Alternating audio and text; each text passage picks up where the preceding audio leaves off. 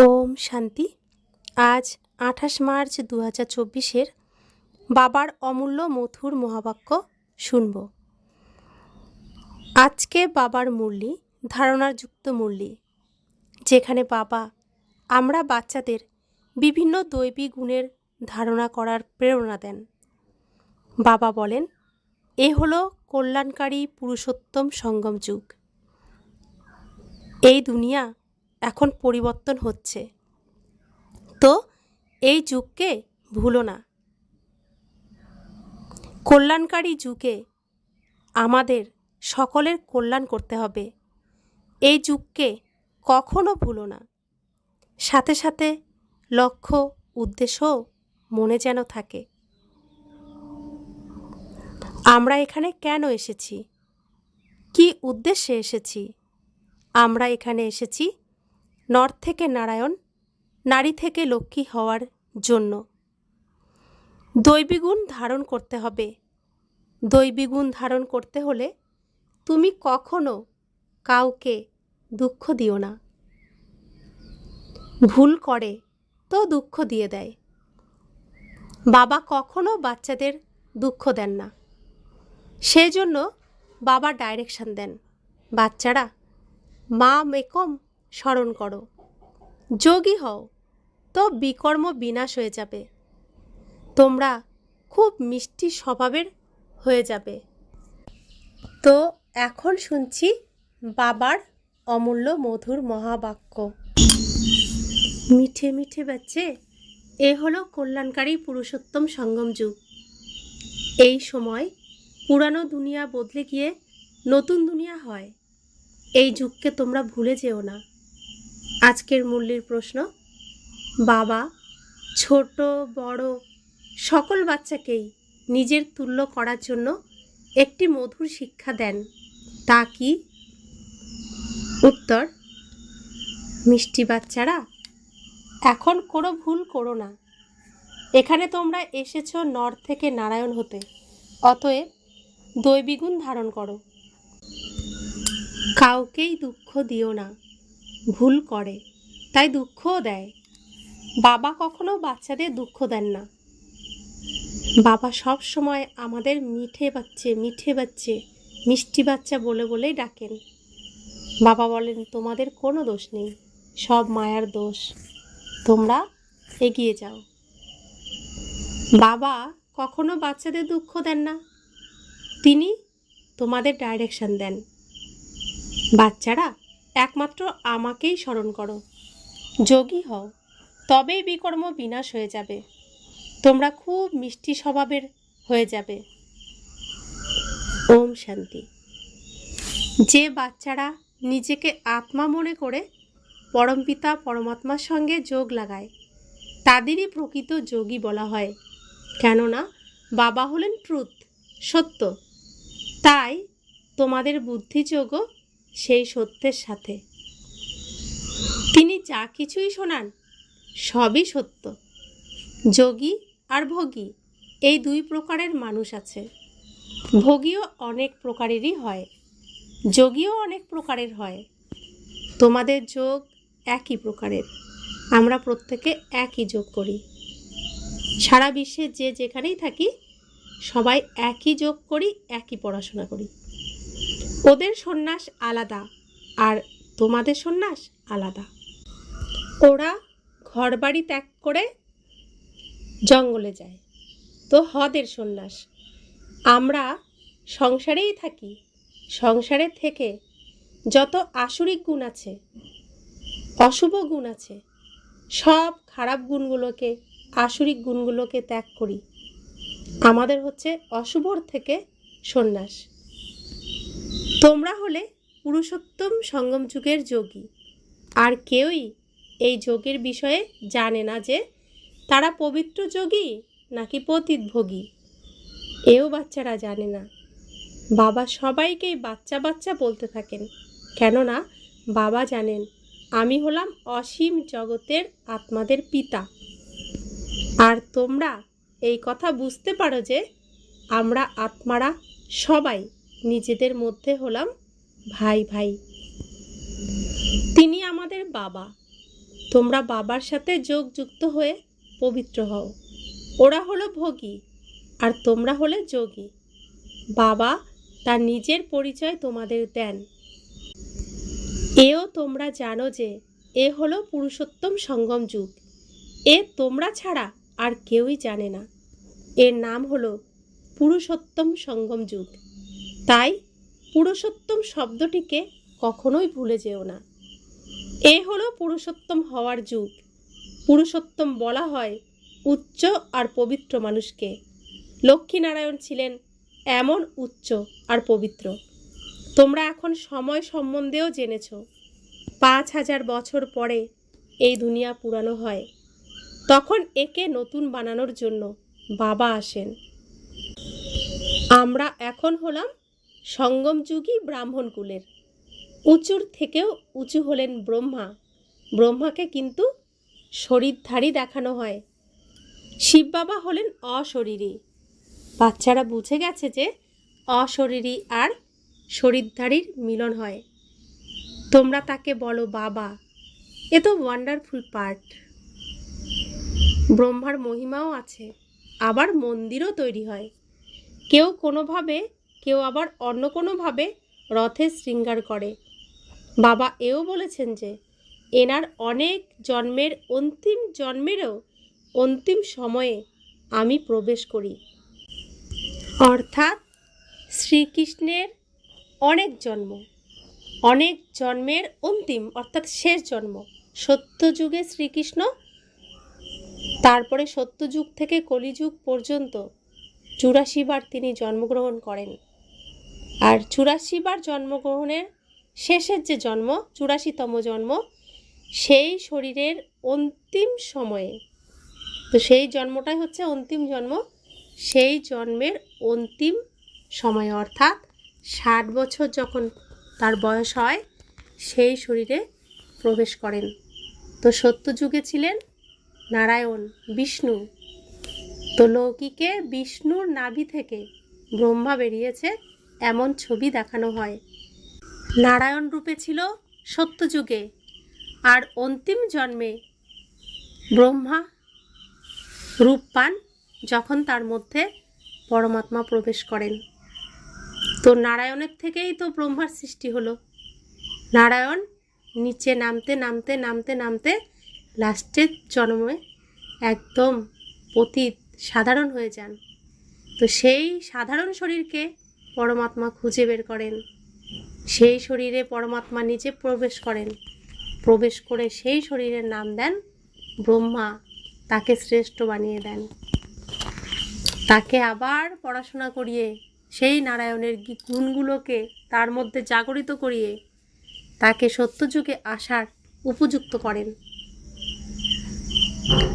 তিনি কত পরিষ্কার করে বোঝান বাবা, সব কথা কত পরিষ্কার করে বোঝান। সর্বপ্রথমে ভগবানুবাচ বলতে হয়, তারপর আমি অনেক জন্মের অন্তিমে বাচ্চাদের সমস্ত রহস্য বোঝাই।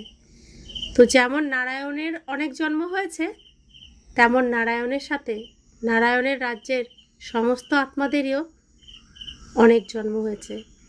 তারাও তাদের অন্তিম জন্মে ভগবানের কথা শুনতে পান, ভগবানের কাছে আসতে পারেন। বাবা স্বয়ং ভগবান যে এই সমস্ত রহস্য বোঝাচ্ছেন, এইসব রহস্য, এইসব কথা আমরা ছাড়া আর কেউ তা বুঝতে পারে না। বাচ্চারা, তোমরাও কখনো কখনো ভুলে যাও।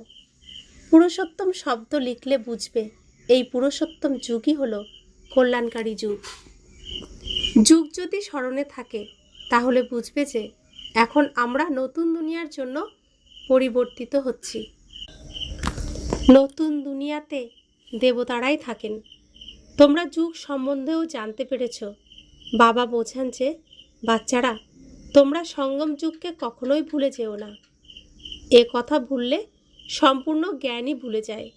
বাচ্চারা, তোমরা জানো যে আমরা এখন পরিবর্তিত হচ্ছি। এখন পুরানো দুনিয়ারও পরিবর্তন হয়ে নতুন হবে। বাবা এসে দুনিয়ারও পরিবর্তন করেন, আবার বাচ্চাদেরও পরিবর্তন করেন। তিনি বাচ্চা বাচ্চা তো সবাইকেই বলেন। সম্পূর্ণ দুনিয়ার সকল আত্মাই তার সন্তান। এই ড্রামাতে সকলেরই পার্ট আছে। এই চক্রকেও যুক্তি সহকারে সকলের কাছে প্রতিষ্ঠিত করতে হবে। প্রত্যেকেই তার নিজের নিজের ধর্ম স্থাপন করেন। এই দেবী দেবতা ধর্ম বাবা ছাড়া আর কেউই স্থাপন করতে পারে না। এই ধর্ম ব্রহ্মা স্থাপন করেননি। নতুন দুনিয়াতে হলো দেবী দেবতা ধর্ম। পুরানো দুনিয়াতে সব মানুষই মানুষ। নতুন দুনিয়াতে সব দেবী দেবতারা থাকে। দেবতারা হলো পবিত্র। ওখানে রাবণ রাজ্য নেই।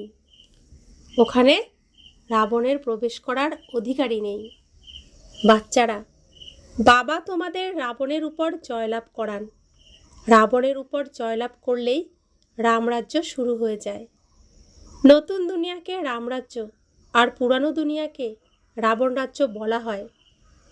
কিভাবে এই রামরাজ্য স্থাপন হয় বাচ্চারা, এ তো তোমরা ছাড়া কেউই জানে না। রচয়িতা বাবা বসে বাচ্চারা তোমাদের রচনার রহস্য বোঝান। বাবা হলেন রচয়িতা, বীজ রূপ। বীজকে বলা হয় বৃক্ষপতি। এখন সে তো হলো জড় পদার্থ, তাকে তো এভাবে বোঝা যাবে না। তোমরা জানো যে বীজ থেকেই সম্পূর্ণ সৃষ্টিরূপী বৃক্ষ নির্গত হয়। সমগ্র বিশ্বের সৃষ্টিরূপী বৃক্ষ কত বড়? সেগুলো হলো জড় আর এ হলো চৈতন্য। বাবা হলেন সৎ চিৎ আনন্দ স্বরূপ। মনুষ্য সৃষ্টির বীজ রূপ। তার থেকে কত বড় বৃক্ষ নির্গত হয়। মডেল তো ছোট বানানো হয়। আমাদের যে চিত্র আছে কল্পবৃক্ষের, সেই বৃক্ষ, সেই ছবিটা তো ছোট, কিন্তু বাস্তবে এই মনুষ্য সৃষ্টির ঝাড়, এই মনুষ্য সৃষ্টির বৃক্ষ কল্পতরু সব থেকে বড়। বাবা বলছেন উঁচুর থেকে উঁচু বাবা হলেন পূর্ণ জ্ঞানী। ওই ঝাড়ের জ্ঞান তো অনেকেরই আছে, কিন্তু এই জ্ঞান এক বাবাই দেন। বাবা এখন তোমাদের জাগতিক সীমিত বুদ্ধির পরিবর্তন করে অসীম বুদ্ধি দিয়েছেন। তোমরা এই অসীম জগতের বৃক্ষকে জেনে গেছো। এই বৃক্ষ কত বড়, বিদেহী দুনিয়া পেয়েছে। বাবা বাচ্চাদের অসীম জগতে নিয়ে যান। এখন সম্পূর্ণ দুনিয়াই পতিত, সম্পূর্ণ সৃষ্টি হিংসক, একে অপরকে হিংসা করে। বাচ্চারা, এখন তোমরা জ্ঞান পেয়েছ। সত্যযুগের এক দেবতা ধর্মই অহিংসক হয়। সত্যযুগে সবাই পবিত্র, সুখ শান্তিতে থাকে। তোমাদের সমস্ত কামনাই 21 জন্মের জন্য পূর্ণ হয়ে যায়। সত্যযুগে কোনো কামনা থাকে না। আনাজ ইত্যাদি সব কিছুই অগাধ পরিমাণে পাওয়া যায়। আগে এই বম্বে ছিল না। দেবতারা সাগরের তীরের জমিতে থাকতেন না। যেখানে মিষ্টি জলে নদী থাকত, সেখানে দেবতারা থাকতেন। সেখানে অল্প মানুষ ছিল। একজনের অনেক পরিমাণ জমি ছিল। সত্যযুগ ছিলই নির্বিকারী দুনিয়া। বিষ্ণুর রাজ্য ছিল। বিষ্ণু অর্থাৎ বিষ মুক্ত নর নারী। তো বিষ মুক্ত যে নর নারীর রাজ্য, সেটা সত্যযুগেই ছিল। বিষ্ণুর রাজ্য ছিল সেখানে, রাজত্ব ছিল সেখানে। তো তারা সবসময় মিষ্টি জলের নদীর তীরেই তাদের রাজ্য গড়ে তুলেছিলেন। তারা নোনা জলের নদীর কাছে থাকতেন না। সত্যযুগে নোনা জল থাকেই না। সত্যযুগে সাগরের জলও মিষ্টিই থাকে। তো বাবা বলছেন তোমরা যোগ বলের দ্বারা এই বিশ্বের রাজত্ব নাও। তাকেই রামরাজ্য বলা হয়। প্রথম দিকে নতুন গাছ খুব ছোট হয়। প্রথমে কাণ্ডের দিকে এক ধর্ম ছিল। তারপর ফাউন্ডেশন থেকে 3টি টিউব বের হয়। দেবী দেবতা ধর্মের ফাউন্ডেশন হলো একটি। কাণ্ড থেকে ছোট ছোট ডালপালা বের হয়। এখন এই বৃক্ষের কোনো কাণ্ডই নেই, আর কোনো এমন বৃক্ষ হয়ও না। এর সঠিক উদাহরণ একমাত্র বটগাছ। বটগাছ সম্পূর্ণ দাঁড়িয়ে থাকে, কিন্তু তার কাণ্ড দেখা যায় না, শুকিয়েও যায় না। সম্পূর্ণ বৃক্ষ সবুজ হয়ে দাঁড়িয়ে থাকে। বাকি এখন দেবী দেবতা ধর্মের ফাউন্ডেশন এখন নেই, কাণ্ড তো এখানেই আছে। রামরাজ্য অথবা দেবী দেবতা ধর্ম এই কাণ্ডের মধ্যেই এসে যায়। বাবা বলেন যে আমি 3টি ধর্ম স্থাপন করি। এই সকল কথা তোমরা সঙ্গমযুগী ব্রাহ্মণরাই বুঝতে পারো। তোমাদের ব্রাহ্মণদের কুল হলো ছোট। ছোট ছোট মত পথ বের হয়। অরবিন্দ আশ্রম আছে, কত শীঘ্র তা বৃদ্ধি পায়, কেননা এখানে বিকারের জন্য কোনো নিষেধ নেই। বাবা এখানে বলেন কাম হলো মহাশত্রু, একে জয় করতে হবে, এমন আর কেউই বলবে না। না হলে তাদের জায়গায়ও হাঙ্গামা হয়ে যাবে। তো গীতা পাঠ, অনেক গীতা পাঠকরা অনেকের বাড়িতে গিয়ে গিয়ে পাঠ করে আসেন। তো প্রত্যেক বাড়িতেই তো তিনি পাঠ করে শোনান, কাম ক্রোধ লোভ মোহ অহংকারকে ত্যাগ করতে হবে। গীতাতে বলেছে, গীতাতে এই কথা আছে। তাহলে তিনি প্রত্যেক বাড়িতে বাড়িতে গিয়ে কাম ক্রোধ লোভ মোহ অহংকার ত্যাগ করার প্রচার করে আসেন গীতার মাধ্যমে। অথচ তিনি নিজে এই কাম ক্রোধ লোভ মোহ অহংকারকে কি ত্যাগ করতে পেরেছেন? তো তিনি পারেননি। আর সবার বাড়িতে গিয়ে গিয়ে তিনি গীতা পাঠের মাধ্যমে বলছেন ত্যাগ করতে। তাহলে তার কথা কি কেউ শুনবে? শুনবে না, কেউ শোনেও নি, তাই কেউ ত্যাগ করতে পারেও নি। কিন্তু আমাদের পিতা সম্পূর্ণ বিকার মুক্ত, তিনি সম্পূর্ণ পবিত্র। তিনি যখন বলছেন কাম মহাশত্রু, ক্রোধ লোভ মোহ অহংকার এরা হচ্ছে অসুর, এদের ত্যাগ করতে হবে, তখন আমরা প্রত্যেকেই তৈরি হয়ে যাই, আমরা ত্যাগ করব। কারণ তিনি পবিত্র, তাই তিনি যা বলছেন তা আমাদেরকে স্পর্শ করে, আমাদেরকে প্রেরণা দেয়, শক্তি দেয়। আমরাও এই সমস্ত অসুরকে জয় করতে পারবো। তো বাবা বলছেন এখানে পতিত মানুষই আছে, তাই তারা পবিত্র হওয়ার কথাই শোনে না। তারা বলে বিকার ছাড়া কিভাবে সন্তানের জন্ম হবে? সেই বেচারাদেরও কোনো দোষ নেই। গীতা পাঠ করে যারা, তারাও বলে ভগবান উবাচ, কাম মহাশত্রু, একে জয় করতে পারলে জগজ্জিত হয়ে যায়। কিন্তু কেউ বুঝতে পারে না। তারা যখন এমন শব্দ শোনান তখন ওদের বোঝা উচিত। এর সম্বন্ধে বাবা বলেন হনুমান যেমন দরজায় পাদুকার উপর বসত, তেমনি বাবাও বলেন গিয়ে এক ধারে বসে শুনে এসো। তারপর যখন এই শব্দ বলবে তখন জিজ্ঞেস করো এর রহস্য কি? জগজ্জিত তো এই দেবতারাই ছিলেন। দেবতা হতে গেলে এই বিকারকে ত্যাগ করতে হবে। এও তোমরা বলতে পারো। তোমরাই জানো যে এখন রামরাজ্যের স্থাপনা হচ্ছে, তোমরাই হলে মহাবীর, এতে ভয় পাওয়ার কোনো কথাই নেই। খুব সুন্দরভাবে জিজ্ঞেস করা উচিত, স্বামীজি আপনি বলেছেন যে এই বিকারকে জয় করলে বিশ্বের মালিক হতে পারবে, কিন্তু আপনি তো এ কথা বলেননি যে কিভাবে পবিত্র হব। এখন তোমরা বাচ্চারা পবিত্রতায় থাকা মহাবীর। মহাবীররাই বিজয়মালায় গ্রথিত হতে পারে। মানুষের কান তো ভুল কথা শুনেই অভ্যস্ত হয়ে গেছে। তোমরা এখন ভুল কথা শুনতে পছন্দ করো না। সঠিক কথাই তোমাদের কানে পছন্দ হয়। কোনো খারাপ কথা শুনো না। মানুষকে তো অবশ্যই সজাগ করতে হবে। ভগবান বলেন যে তোমরা পবিত্র হও। সত্যযুগে পবিত্র সব পবিত্র দেবতা ছিল। এখন সবাই অপবিত্র, এমনভাবেই বোঝানো উচিত।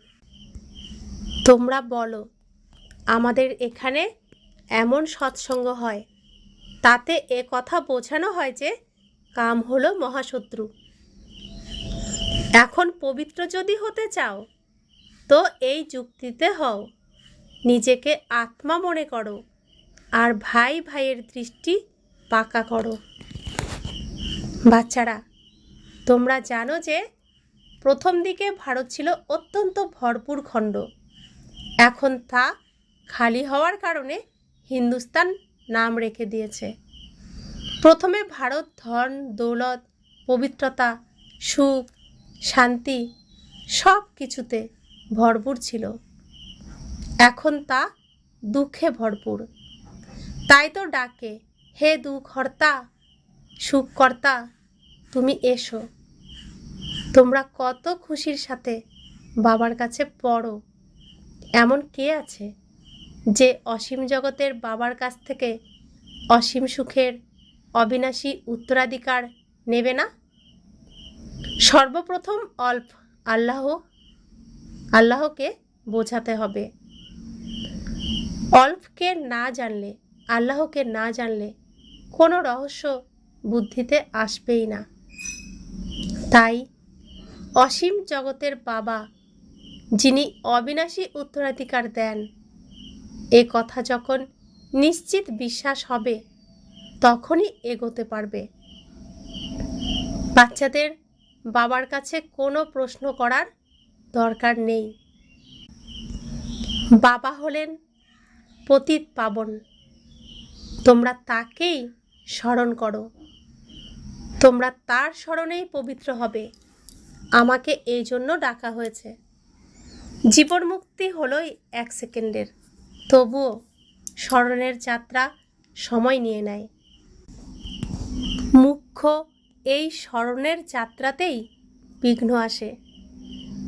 অর্ধেক কল্প তোমরা দেহ অভিমানী ছিলে। এখন এক জন্ম দেহী অভিমানী হওয়াতেই পরিশ্রম।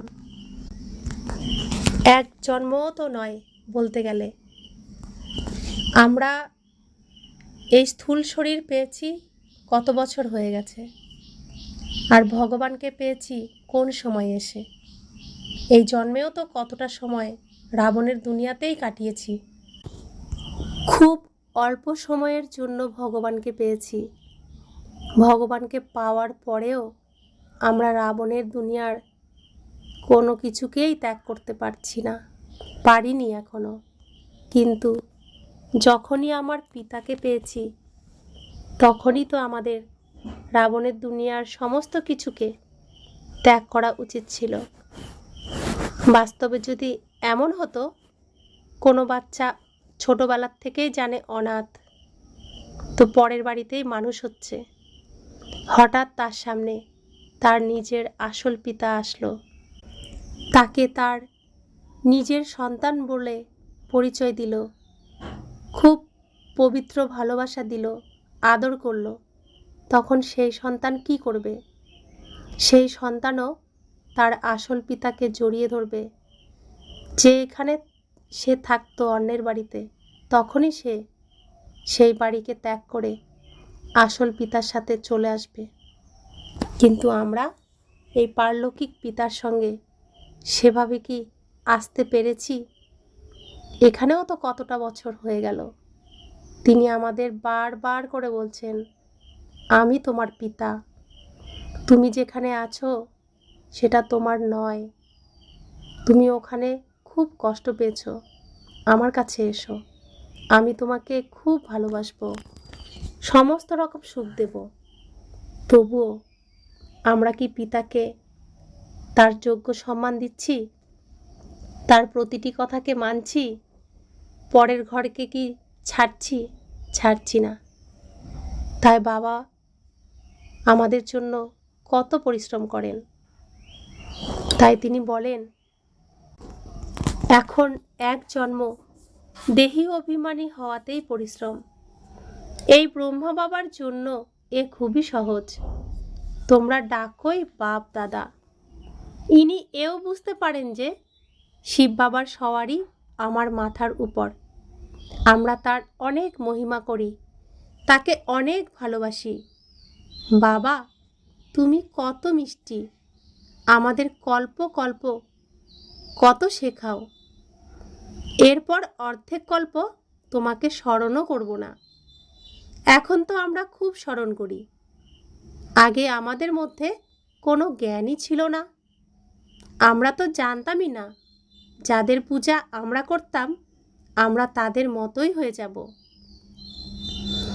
এখন তো আশ্চর্য মনে হয়, তোমরা যোগী হতে পারলে এমন দেবী দেবতা হয়ে যাবে। বাবা বলছেন, সবাই আমার সন্তান। এই বাবা খুব ভালোবেসে বাচ্চাদের সামলান, এনার প্রতিপালন করেন। ইনিও আমাদের সমান নর থেকে নারায়ণ হয়ে যাবেন। এখানে তোমরা এই জন্যই এসেছো। তোমাদের কত বোঝায়, বাচ্চারা বাবাকে স্মরণ করো, দৈবিগুণ ধারণ করো, শুদ্ধ খাওয়া দাওয়া করো। তা না করলে মনে করব সম্ভবত এখনো সময় বাকি আছে। কিছু না কিছু ভুল তো হতেই থাকে। ছোট বড় বাচ্চাদের আমি ভালোবেসে বলি, বাচ্চারা ভুল করো না, কাউকে দুঃখ দিও না। ভুল করলেই দুঃখ দিয়ে দেবে। বাবা কখনোই দুঃখ দেন না। তিনি তো নির্দেশ দেন যে আমাকে স্মরণ করো, তাহলে বিকর্ম বিনাশ হয়ে যাবে। তোমরা অনেক মিষ্টি হয়ে যাবে। এমনই মিষ্টি হতে হবে, দৈবিক গুণও ধারণ করতে হবে। তোমরা পবিত্র হও। এখানে অপবিত্রদের আসার কোনো হুকুম নেই। কখনো কখনো আসতে দেওয়া হয়, তাও এখন। যখন অনেক বৃদ্ধি হয়ে যাবে তখন বলে দেওয়া হবে, এ হলো পবিত্রতার টাওয়ার, টাওয়ার অফ সাইলেন্স। ইনি তো উঁচুর থেকেও উঁচু। নিজেকে আত্মা মনে করে বাবা স্মরণে থাকা, এ হলো সর্বোচ্চ শক্তি। ওখানে অনেক সাইলেন্স থাকে। অর্ধেক কল্প কোনো ঝগড়া ইত্যাদি হয় না। এখানে কত ঝগড়া ইত্যাদি হয়, শান্তি থাকতেই পারে না। শান্তির ধাম হলো মূল বতন। এরপর যখন শরীর ধারণ করে বিশ্বে ভূমিকা পালন করতে আসে তখন সেখানেও শান্তি থাকে। আত্মার স্বধর্মই হলো শান্তি। অশান্তি করায় রাবণ। তোমরা শান্তির শিক্ষা পেতে থাকো। কেউ যদি রেগে থাকে তাহলে সকলকেই অশান্ত করে দেয়। তো একটি লৌকিক পরিবার আমরা লক্ষ্য করলে দেখব, একটি পরিবারে যদি 4 ভাই 5 ভাই এরকম থাকে, তো সেই পরিবারটি কি প্রথমে পরিবার রচনা হলো, প্রথম সন্তান আসলো, তখন সংসারে সুখ শান্তিই থাকলো। দ্বিতীয় সন্তান আসলো, তৃতীয় সন্তান আসলো, চতুর্থ সন্তান আসলো। তো তারা ধীরে ধীরে বড় হতে থাকলো। তো তাদের 4 রকমের মত সংসারে আলোচনা হতে থাকলো। সবার মত এক হচ্ছিল না, তখন লড়াই ঝগড়া শুরু হয়ে গেল। তখন পরিবার ভেঙে গেল। তো এই পৃথিবীর রঙ্গমঞ্চেও তাই। আর বাবা মা কী করেন, যে ভালো বাচ্চা তাকে সব জায়গায় পাঠায়, তাকে দিয়ে কাজ হয়। আর যে দুষ্টু বাচ্চা তাকে বাড়িতেই রেখে দেয় নিজেদের কাছে, যে ও গেলেই ওখানে মারামারি করবে, এর থেকে আমার কাছেই থাকুক। ঠিক সেরকমই দেবতারা বাবার সুসন্তান আর বড় বড় সন্তান। তারপরে আসে ইসলাম, বৌদ্ধ, খ্রিস্টান, তারপরে তো আরও সন্ন্যাসী, বিভিন্ন রকমের মতের বাবার সন্তান রয়েছে, তারা পরে আসে এই স্টেজে। তো যারা দুষ্টু বাচ্চা, বাবা তাদেরকে তার কাছে রেখে দেন, আর বাবার যারা ভালো ভালো বাচ্চা, সুসন্তান, বাবার কথা শোনে, তাদেরকেই বাবা সমস্ত কিছুর দায়িত্ব দেন। তো সত্যযুগে বাবার সুসন্তানরাই আগে আসে, যাদের দিয়ে বাবার কাজ হবে তারাই প্রথমে স্টেজে চলে আসে। আর দুষ্টু বাচ্চাগুলো একদম শেষে কলির যুগে আসে, আর এসেই লড়াই ঝগড়া মারামারি শুরু করে দেয়। তো এই লড়াই ঝগড়া করতে করতে ভাই ভাই লড়াই করি আমরা তো প্রত্যেকেই এক ঈশ্বরের সন্তান, তো আমরা এটা আমার করেই তো লড়াই করছি। তো ভগবান আবার আসেন, বাবা আবার আসেন, তার ভালো ভালো বাচ্চাগুলোই তো কষ্ট পায়, তাদের উপরেই তো অত্যাচার করে দুষ্টু বাচ্চাগুলো। তো তারা ছোট ভাই হিসেবে প্রত্যেককে ক্ষমা করে দিতে থাকে, আর ছোট ভাইগুলো সেসব বোঝেই না। তো বাবা এসে আমাদেরকে ঘরে ফিরিয়ে নিয়ে যায়, আর তার দুষ্ট বাচ্চাগুলোকেও শান্ত রাখার জন্য ভাইব্রেশন দিতে থাকেন। তারপর সবাইকে তিনি ঘরে নিয়ে যান। তো এই সৃষ্টির নাটকটা এরকম। তো বাবা বলছেন যে যোগ বলে তোমাদের মধ্যে থেকে সম্পূর্ণ আবর্জনা দূর হয়ে যায়, পড়াতে আবর্জনা দূর হয় না।